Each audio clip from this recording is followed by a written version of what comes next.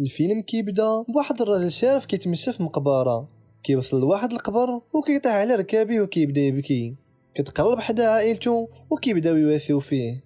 الكاميرا كتقرب لعينيه وكترجع بينا سنة 1944 في الحرب العالمية الثانية.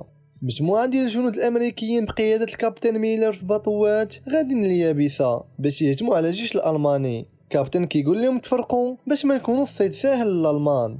النائب ديالو توم حتى هو كينوض كيقول لهم بلي الخوف ما عنده فاش ينفعهم، حاربوا بشجاعة كأن هذا النهار هو آخر نهار في حياتكم.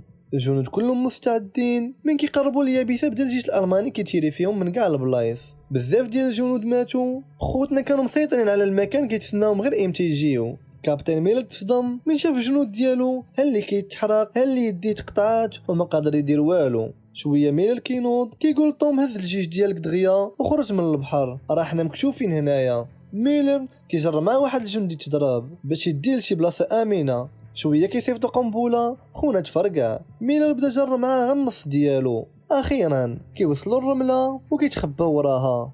كيحاول يحقن بولا في الرمله باش ما يبقاش يبانوا الالمان، وكيجريو جهه السور باش يتخباو. من بعد كيستعمل المرايا باش يعرف البلاصه ديال المر الشاشه اللي كيتيري فيهم. وراها القناص ديالو. خونا ما عطلوش، قتلو بهيد شوت هو وصاحبو.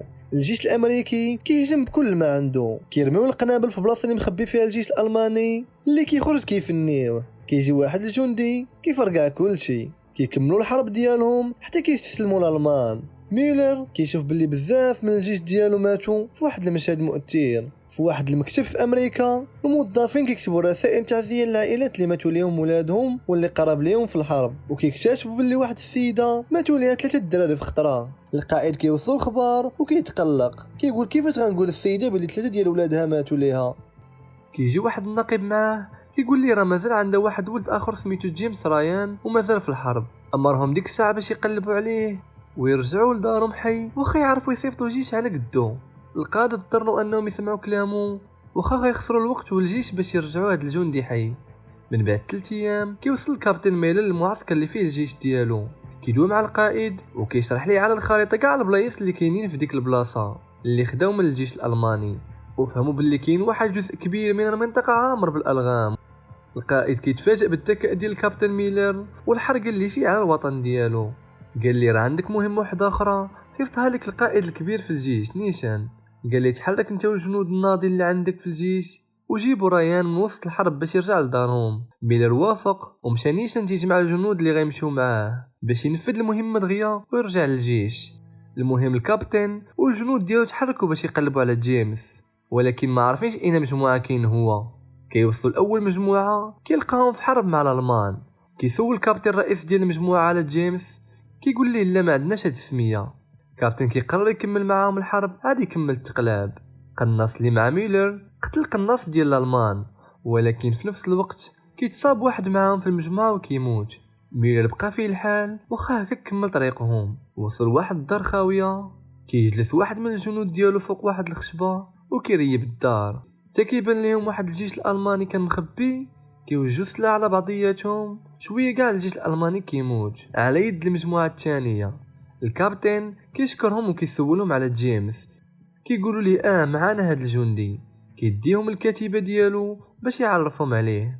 كيجي جيمس غير كيسمع الخبر ان خوتو ماتوا كيبدا يبكي وكيقول ليه كيفاش ماتوا في الحرب وهما مازال صغار مازال كيمشيو للمدرسه. الكابتن كيتصدم، قال لي قول لي كنيتك.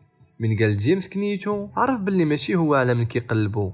دوا القائد معاه وقال لي بلي تا انا عندي خوتي كيحاربوا في الجيش. كيوصل المجموعه الثالثه كياخذوا من تما كاع السلاسل ديال الجنود اللي ماتوا باش يشوفوا واش جيمس كاين السلسله ديالو وصافي المهمه تسالي، ولكن ما كيلقاو السلسله ديالو، يعني راه مازال حي. الكابتن ميلر كيوقف وسط المعسكر وكيسولهم واش كتعرفوا واحد الجندي سميتو جيمس. كيخرج واحد الجندي مضروب بقرطاسه في ودنيه، قال لي انا ما كنسمعش مزيان. بدا كيدوي مع الكابتن، قال لي راه جيمس كان معايا في نفس المجموعه قبل ما ننتقل لهاد الخطه اللي غيوصلوا فيها لجيمس دغيا وبلا مشاكل. شدوا الطريق عاوتاني. شويه كيلقاو بزاف د الجنود ميتين في الارض وكيفهموا باللي راه كاين جيش الماني قدامهم. قال لهم من خلال كيفاش ماتوا هاد الجنود راه هاد الجيش متكون من قناصين محترفين وعندهم سلاحات متقدمه، يعني ما يمكنش يوصلوا المجموعه الاخرى بلا ما يتحاربوا معهم. ولكن الجنود كيقولوا ليه نقدروا نمشيو من الجناب ديال المدينه ونتجنبوهم، حنا اصلا المهمه ديالنا ماشي الحرب، اهم حاجه هي نرجعوا جيمس لدارهم. ولكن الكابتن قال لهم لا، مهمتنا الكبيره هي الحرب، الا خليناهم ومشينا من جنب الطريق اي مجموعه اخرى غتوصل لهنا غيقتلوها. دابا حنا عقنا بهم شنو كيديروا، يعني خاصنا نحاربوهم ولا غنكونوا سبب في الموت ديال الجيوش اللي غيموتوا على يديهم. صافي الجنود اقتنعوا وريسكوا بحياتهم على ود صحابهم اللي في الجيش. كيهجموا كاملين على الجيش الالماني، كيرميو عليهم القنابل وكيتيريو فيهم. واحد من الجنود ديال ميلر تصاب بالقرطاس هو يموت. كيمشيو كاملين، في الاخر جندي الماني بقى حي وبداو كيضربوا فيه، هزوا السلاح ونيشوا فيه، ولكن ميلر منعهم، قال لهم خليوه عايش وغطيو لي عينيه.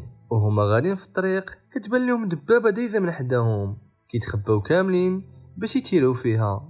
شويه الدبابه كتفرقع بوحدها، مع كيخرجوا الجنود كيبداو يتيروا فيهم.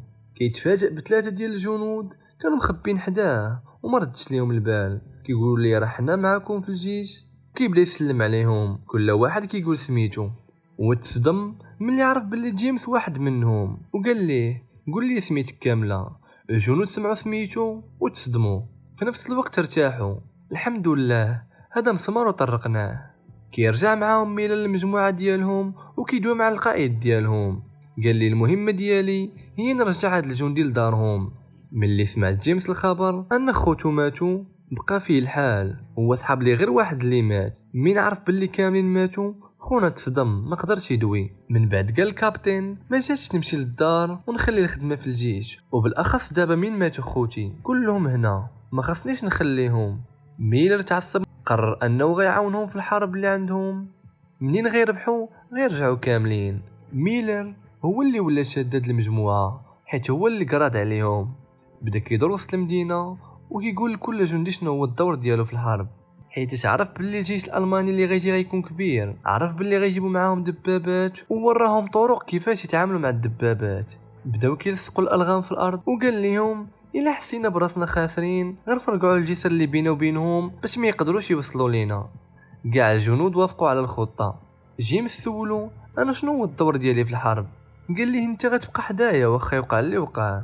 بدا جيمس كيعاود لميولر على خوتو، وميولر حتى هو عاود ليه على مراته اللي كتسناه، وقال ليه باللي قبل الحرب كنت استاذ في الماط. وهما كيدويو كيسمعوا صوت ديال الدبابات والجيش الالماني بدا كيتحرك. مشاو الجنود لبلاصتهم وبداو كيتسناو.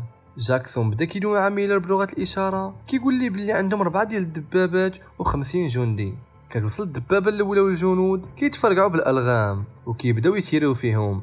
بدا كيرميو العافيه على الدبابات وكيحرقوا كاع الجنود اللي فيها. جاكسون كيس السلاح ديالو وكيبدا يعطيهم غير الراس. بواحد قتل بزاف ديال الجنود حتى شافوا الجندي اللي في الدبابه وتيرا في البر ومات.